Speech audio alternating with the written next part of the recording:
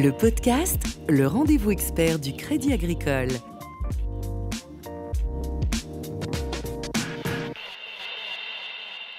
Bonjour à tous et bienvenue dans le podcast. Pendant ce deuxième numéro, on va parler de mécénat et de patrimoine, puisque ce week-end auront lieu les journées européennes du patrimoine.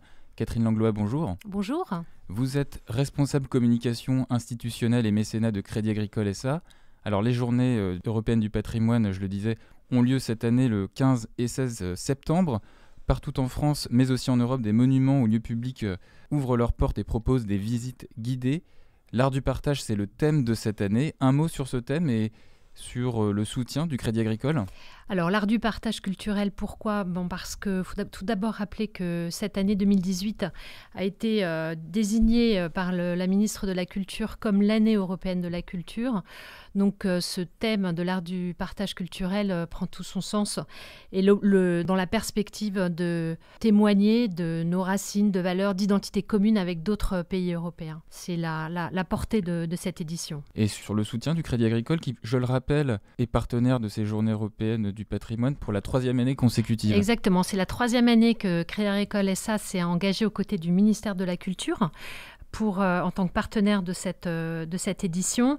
L'intérêt pour le Crédit Agricole, c'est bien sûr de rappeler son engagement sur le patrimoine, d'être présent lors d'un rendez-vous attendu des Français.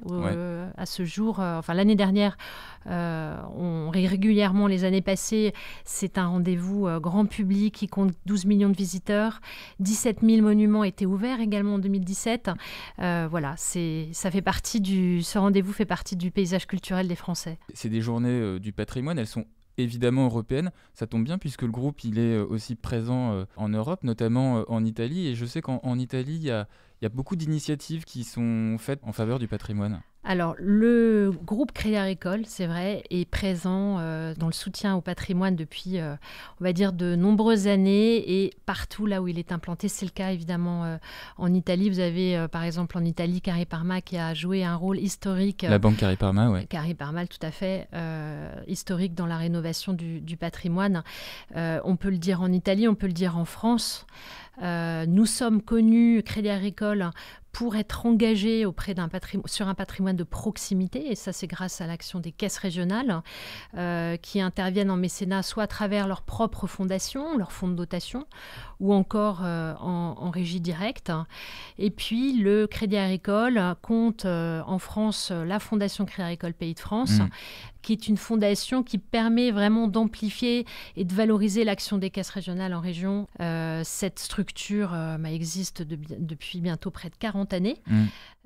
1979, si 1979. Si mes notes sont bonnes. Oui, tout à fait. Et 1300, son investissement et son engagement est énorme. 1300 projets, 38 millions d'euros de subventions depuis cette date. C'est exact. Au-delà des chiffres, comment est-ce qu'on explique cet engouement du groupe pour le patrimoine en particulier, plutôt que d'autres pans de la culture ou du mécénat ? Je ne sais pas si on peut parler d'engouement, mais on est très, très présent, c'est vrai. Parce que le patrimoine, s'inscrit vraiment dans la dynamique d'une région, participe à sa vitalité culturelle, mais aussi économique. Le patrimoine crée des emplois, il attire des visiteurs.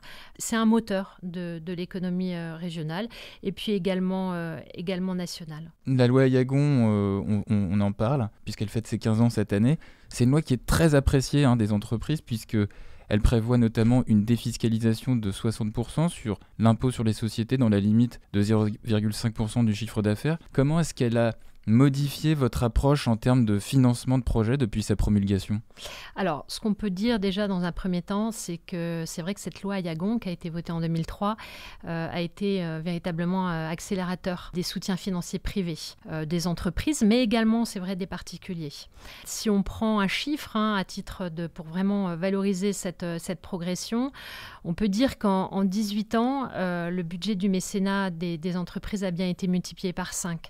Selon les derniers chiffres que je connais, en tout cas, que j'ai en ma possession. Ouais, c'est beaucoup. C'est énorme. L'ADMICAL, donc lors de son dernier baromètre en 2016. Vous nous rappelez ce que c'est, cet acronyme ? L'ADMICAL, c'est l'association des professionnels du mécénat en en France. D'accord. Donc, dans son baromètre, le chiffre qui était donné au titre du budget mécénat des entreprises en France, c'était 3,5 milliards d'euros en 2015. Les dispositifs de financement en faveur du mécénat et du patrimoine se sont diversifiés. Je pense notamment à une initiative qui est le crowdfunding. Quel est le principe du crowdfunding ? Qu'est-ce que ça vous a permis de faire en plus par rapport à ce que vous faisiez déjà avant ?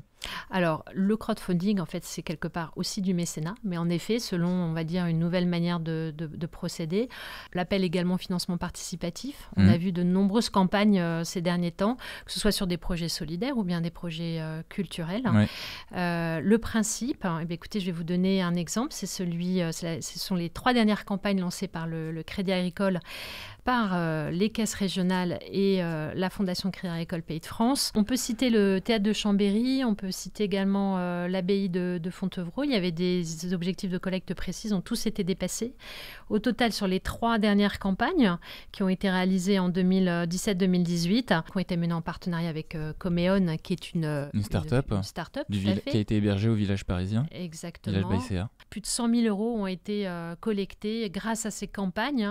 C'est un vrai succès. C'est un vrai succès. Le principe du crowdfunding côté Crédit Agricole, c'est un slogan, c'est « Je donne, ça double ». Crédit Agricole double. Le Crédit Agricole, en fait, double, c'est ça. C'est ça. Les mises qui sont données en mécénat par les particuliers. Oui, en plus avec une caisse de résonance qui est démultipliée puisque vous élargissez l'assiette entre guillemets des potentiels investisseurs dans la rénovation du patrimoine. Exactement. Notamment sur les réseaux sociaux, j'imagine. La campagne, exactement. En fait, cette campagne de crowdfunding, de financement participatif, est une opportunité de communication sur différents médias et qui participe au final vraiment à mobiliser l'attention sur ces sites qui ont besoin vraiment de fonds pour être rénovés et préservés. Alors, je parlais du crowdfunding. Il y a un autre dispositif de financement innovant qui va être lancé donc, le week-end des Journées du patrimoine. C'est le loto du patrimoine. Présentez-le-nous, ce loto. Alors, le loto du patrimoine, c'est une opération en effet qui a été décidée suite à la mission Bern. Qui a... Stéphane Bern, le journaliste animateur. Tout à fait. Donc, Stéphane Bern a été missionné par le président Macron pour identifier les sites qui devaient être prioritaires dans la préservation du patrimoine et qui devaient être l'objet en fait de mobilisation de fonds. Donc ce loto va permettre de collecter 15 à 20 millions d'euros qui vont être dédiés à un fonds de la Fondation du patrimoine pour préserver, rénover, surtout puisque ce sont souvent des chefs-d'œuvre en péril, rénover d'urgence ces sites. Ouais, des sites patrimoniaux qui ont vraiment besoin de rénovation en urgence. En urgence. Ouais. L'argent collecté à l'occasion de ce loto ne suffira pas. Il faut prendre ce loto comme une opportunité de communiquer. C'est une manière d'attirer l'attention et il faut continuer notre action. Et le Crédit Agricole, au même titre que d'autres entreprises, a vraiment son rôle à jouer dans cette préservation du patrimoine. On va passer maintenant, si vous le voulez bien, Catherine, à la partie interactive de ce podcast et des questions reçues soit par mail, soit sur notre page LinkedIn. La première question, c'est celle d'Alexis. Alexis demande, le Crédit Agricole fait appel au crowdfunding pour financer des projets patrimoniaux. Pensez-vous le généraliser à l'ensemble des projets soutenus par le Crédit Agricole ? Alors, avant de répondre à la question, il est vrai que les volumes de financement collectés en crowdfunding ont été multipliés par 2, puisque nous sommes passés en 2015 d'un montant de 167 millions d'euros recueillis à 2017 un montant de 336 millions d'euros. C'est important, c'est une hausse importante. En France, pas pour le Crédit Agricole. Non. C'était d'une manière globale. Je vais évoquer les chiffres en France. Logiquement, on peut se poser la question, est-ce que tous les projets, les projets en mécénat doivent être financés en crowdfunding? Probablement que tous les projets ne sont pas éligibles. Pourquoi ? En fait, les critères de sélection de ces projets répondent vraiment aux critères du financement participatif, c'est-à-dire ce sont des projets sur lesquels il doit être facile de communiquer.